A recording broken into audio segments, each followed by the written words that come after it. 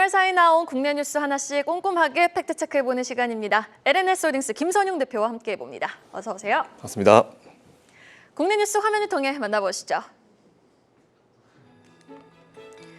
세계 최대 파뮤 생산국인 인도네시아가 자국 물량 부족을 이유로 오는 28일부터 파뮤 수출 중단을 결정했습니다. 현대차 아이오닉5와 기아 EV6가 독일 유력 자동차 전문지가 실시한 비교 평가에서 나란히 1, 2위를 차지했습니다. 미국의 한 상장지수 펀드 운용사가 한국 엔터테인먼트 기업을 담은 ETF 상품 출시를 준비하고 있다고 블룸버그 통신이 보도했습니다. 롯데건설과 현대건설 컨소시엄이 서울 강동구 암사동 선사 현대아파트 리모델링 사업의 시공사로 선정됐습니다. 공사비는 총 1조 900억 원으로 국내 리모델링 사업 사상 최대 규모입니다. 자, 오늘은 좀 특별하게 국내외 뉴스를 주말 뉴스 팩트체크로 한번 꼽아봤습니다. 우리가 즐겨 먹는 라면과 과자 등 이 가공식품에 많이 쓰이는 기름이 바로 파뮤죠. 세계에서 절반을 넘게 이 파뮤를 공급하고 있는 인도네시아가 28일부터 파뮤 수출을 좀 중단하기로 결정을 했습니다. 가뜩이나 고공행진 중인 밥상 물가에 기름을 부을 수 있는 악재가 터진 건데요. 지금 이 이슈에 따라 좀 가격 전가력이 주목되는 종목이 좀 있을까요? 네, 일단 말씀하신 대로 23일 인도네시아 대통령궁에 따르면 조코 위도도 대통령이 국민의 필수품, 특히 이제 식용유에 관한 회의를 주재한 결과 28일부터 식용유와 식용유 원료 물질을 이제 수출을 이제 추후에 고지할 때까지 금지하기로 결정했다라는 이제 결정을 내렸습니다. 이 문제의 시작점도 역시 이제 러시아와 우크라이나 이슈라고 보시면 될 것 같은데요.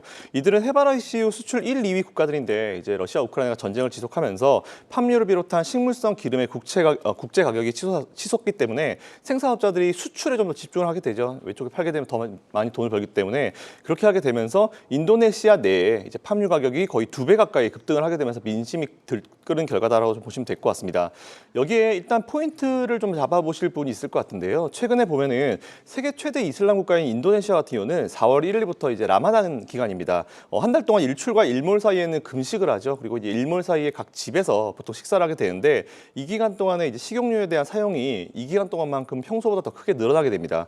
뿐만 아니라 라마단이 끝나는 5월 이후에는 라마단을 잘 끝냈다라는 축하하는 이제 대축제 기간이 있는데요. 보통 평소에도 라마단 기간 전에는 식용유를 보통 이제 사재기하는 풍습이 있다 보니까 식용유의 수요가 이때는 굉장히 급증을 합니다. 한데 하필이면 지금 이 시기에 이제 인도네시아 내에 이제 식용유 가격이 엄청나게 올라가니까 당연히 인도네시아 국가 내에서는 수요가 올라가는 이제 기간인데 가격이 올라가니까 당연히 민심이 안 좋을 수밖에 없어서 이제 수출을 중지했다라고 좀 보시면 될 것 같고요.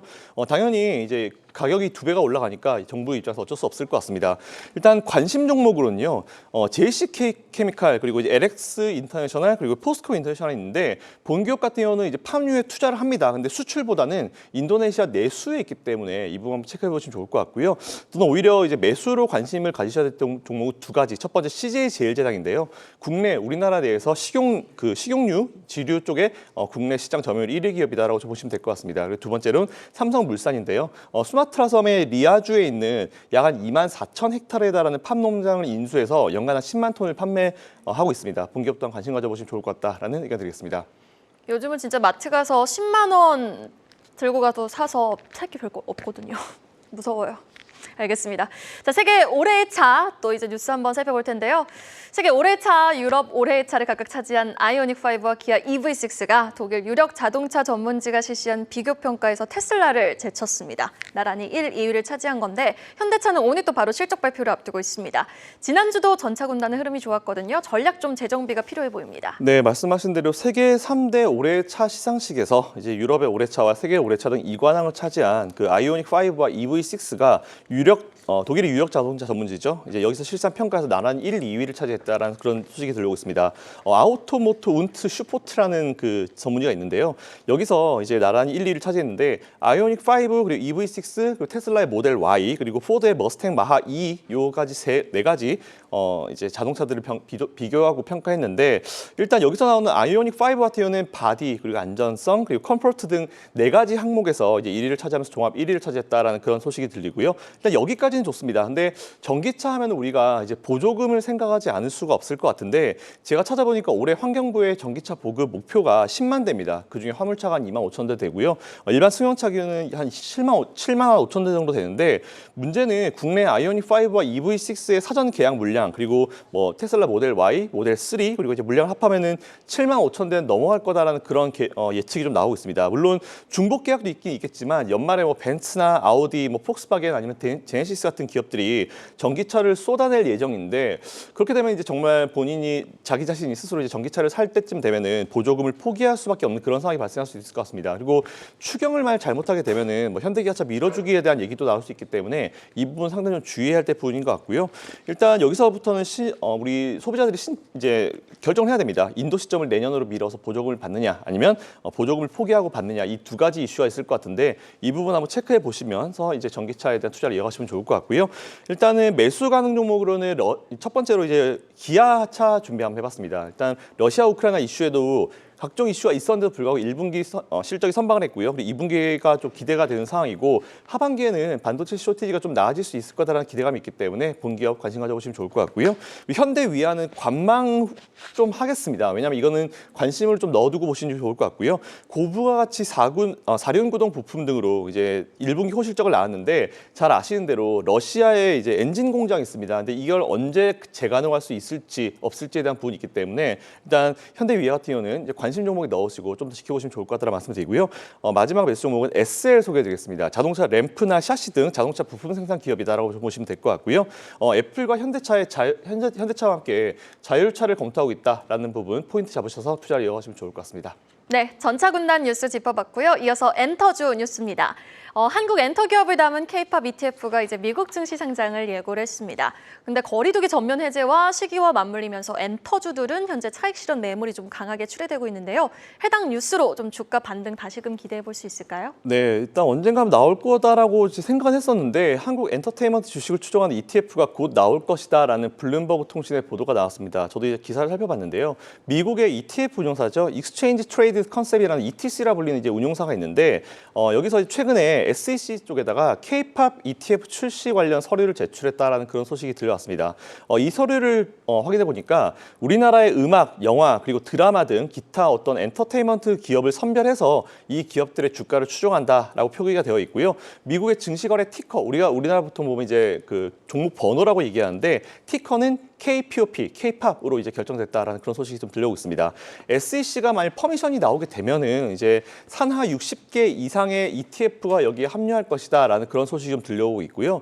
참고로 본 회사 같은 경우는 제가 살펴보니까 2월 말 기준으로 이제 운용 자금이 한 86억 달러 수준, 하나로 한 10조 7천억 정도 되는데 오클라호마에 본사를 둔 이제 소형 ETF 이제 운용사라고 보시면 될 것 같습니다. 10조 원이면은 이제 월가에서는 소형 운용사라 평가를 하고 있고요. 이제 분류를 하고 있고요.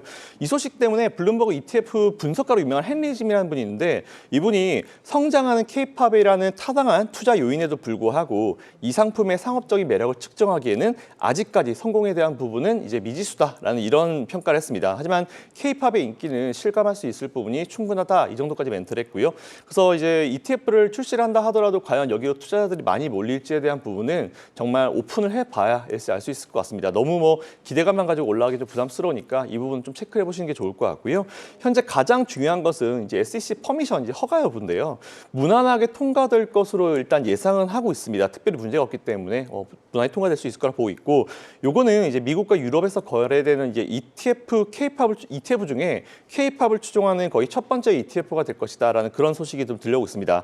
보통 해당 ETF가 성공하려면은 이제 몇 가지 중요한 요인들이 있는데 구성 기업들도 굉장히 중요하고요. 그리고 이제 어떤 기업이 이런 ETF를 만들었는지도 되게 중요한데 일단 구성 기업들의 주가 뭐 긍정적일 수밖에 없겠죠. 일단 어떤 기업이 선정될지는 뭐 뻔히 보일 겁니다. 해외에서 우리나라 이런 그 가수들의 이런 인기를 끌었던 어떤 이제 엔터테인먼트들은 뻔하게 보이는 것 같고요. 해당 기업들의 주가도 분명히 긍정적인 영향을 미칠 수 있을 것 같습니다. 단 조금 제가 걱정되는 부분은 뭐냐면 이제 운용사 자체가 소형 운용사라는 점이 조금 이제 위크 포인트라는 부분 체크해 보시면 좋을 것 같고요. 관심 종목으로는 일단 전반적으로 최근에 이제 거래두기가 조금 완화가 되면서 이제 엔터주가 주가가 좀 지지부진합니다. 좀 올라가더니 최근에 좀 많이 밀리는 그런 경향이 좀 있어가지고 굉장히 좀 주의를 해야 될 것 같은데 매수 대기 의견 드리겠습니다. 종목은요. 하이브, SM, 그리고 JYP 엔터테인먼트, 그리고 YG 엔터테인먼트입니다. 일단 최근에 보면 이런 얘기가 되게 많이 나오는 것 같아요. 리오프닝에서 좀 이 기업들이 배제가 된다라는 그런 얘기를 되게 많이 하고 있는데 이미 잘 아시는 대로 주가가 좀 이미 좀 올랐습니다. 올랐다가 최근에 오히려 한 2, 3거래일, 특히 지난주 같은 경우는 이제 주가가 좀 많이 급락을 하는 그런 느낌이 좀 나오고 있는 것 같은데요. 일단 돌리기 자리고 기술적으로 조금 불안정한 자리니까 일단 관심 종목 등록하시고 추후에 투자해 보시면 좋을 것 같다라는 말씀드리겠습니다. 국내외 뉴스 팩트체크 LNS홀딩스 김선영 대표와 함께 해봤습니다. 오늘 말씀 고맙습니다.